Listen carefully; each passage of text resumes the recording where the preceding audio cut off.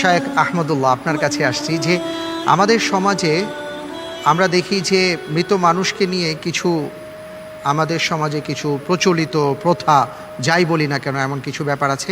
এর মধ্যে দেখা যায় যে নামাজ জানাজার সালাত যখন আমরা আদায় করি তখন অনেকে লাশকে সামনে নিয়ে দোয়া করার চেষ্টা করেন, সম্মিলিত মোনাজাত করেন। আসলে সুন্নাটা কি যদি একটু বলে দেন আপনি। ধন্যবাদ আপনাকে। জানাজার সালাতের পর কোনো প্রকার দোয়া, সেটা সম্মিলিত হোক একাকী হোক, হাত তুলে দোয়া করা আল্লাহ সুবহানাহু ওয়া তাআলার কাছে মৃত ব্যক্তির জন্য, মুর্দার জন্য, যার জানাজার সালাত পড়া হলো তার জন্য, এটি রাসূল আকরাম সাল্লাল্লাহু আলাইহি সাল্লাম থেকে কোনো প্রকার হাদিস দ্বারা প্রমাণিত নয়। এমনকি কোনো দুর্বল সূত্রে হাদিসও এক্ষেত্রে পাওয়া যায় না।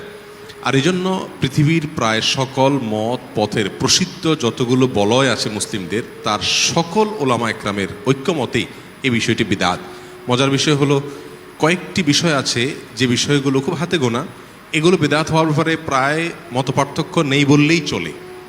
আরব অনারব প্রায় সমস্ত সার্কেলের ওলামা একরামের দৃষ্টিতেই বিদআত। জানাজার পরে সম্মিলিতভাবে হোক একাকী হোক, মুর্দার জন্য পৃথকভাবে নামাজের পরে আবার দোয়া করা, এটা বিদআত হওয়ার ব্যাপারে পৃথিবীর প্রায় কোনো ওলামা একরামেরই দ্বিমত নেই বললেই চলে। এর কারণ হলো জানাজার যে সালাত, এই সালাতকে বলা হয় আস-সালাতু আলাল মাইয়িত। হাদিসের ভাষা হলো এটি হুবহু। আস-সালাতু আলাল মাইয়িত মানে হলো মৃত ব্যক্তির জন্য দোয়া করা।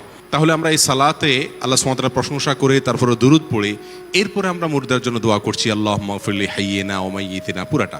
তাহলে পুরা সালাতের আয়োজনটাই হলো এখানে মূলত দোয়ার জন্য। না রুকু আছে, না সিজদা আছে, না অন্য কোনো কিছু আছে। তাহলে সাধারণ সালাত নয়, বরং জানাজার সালাত বা জানাজার নামাজ এটি একটি দোয়ার অনুষ্ঠান। অতএব দোয়ার অনুষ্ঠানের পরে আবার নতুন করে দোয়া, এটার কোনো অর্থ হতে পারে না।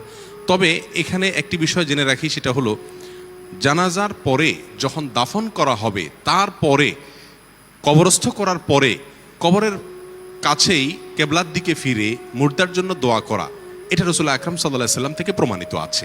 অর্থাৎ ওই জায়গাটা আমরা দোয়া করতে পারি, সেখানেও কোনো সম্মিলিত রূপ যেন পরিগ্রহ না করে, যার যার মতো করে মুর্দাকে আল্লাহ সুবহানাহু ওয়া তাআলার পক্ষ থেকে ফেরেশতারা যে প্রশ্ন করবেন কবরে, সেই প্রশ্নগুলো তার জন্য যেন সহজ হয়, সেই জন্য আল্লাহর কাছে দোয়া করা। নবী সাল্লাল্লাহু আলাইহি ওয়াসাল্লাম এভাবে নির্দেশ করেছেন, তোমাদের ভাইকে আল্লাহ সুবহানাহু ওয়া তাআলা যেন তার পরীক্ষা যেন সহজ নেন, তিনি যেন উত্তর দিতে পারেন কবরের প্রশ্নের জবাবে, সেজন্য তোমরা আল্লাহর কাছে দোয়া করে ইমানের উপরে তিনি যেন অটল থাকতে পারেন। অতএব সেটি প্রমাণিত, কিন্তু জানাজার নামাজের পরে কোনো দোয়া হাদিস দ্বারা প্রমাণিত নয়, এটি বিদআত।